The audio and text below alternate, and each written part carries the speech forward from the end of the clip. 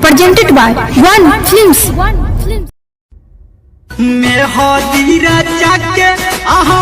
पिया घर जेबै जहिया पिया घर जेबै की बड़ याद एह बैये आहा एबै की बड़ याद एह बैये आहा एबै की पिया घर जहिया आहा चल जेबै की राजा घर जहिया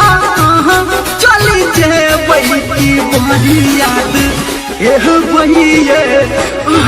एबै की बड़ याद एह बैये एबै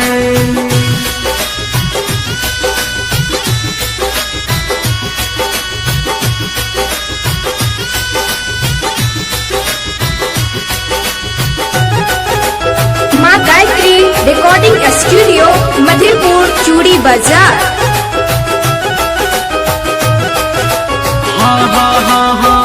आहा दूर चल जेबै दोसरा के सेज सजेबै हम तो मर जाबिए सुतला में याद एबै बैठला में याद एबै हम तो जैर जाबिए हम तो जैर जाबिए आहा दूर चल जेबै दूसरा के सेज सजेबै हम तो मर जाबिए सुतला में याद एबै बैठला में याद एबै हम तो जैर जाबिए कि पिया घर जहिया चल जेबै कि राजा घर जहिया चल जेबै की बड़ याद एबै एबै की बड़ याद एबै एबै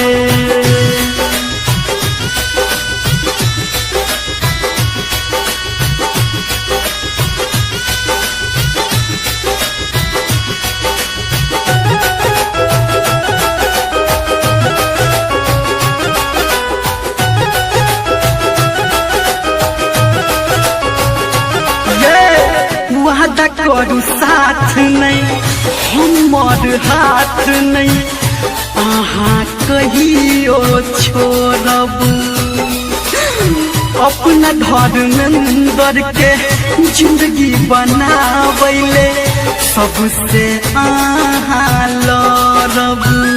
सबसे आहा लड़ब वादा करू साथ नहीं हमर हाथ नहीं आहा कहियो छोड़ब ये अपना धर्मेंद्र के जिंदगी बनावैले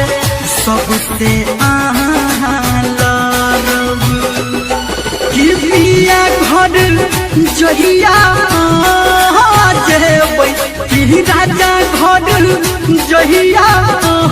चल जेबै की बड़ याद एबै एबै की बड़ याद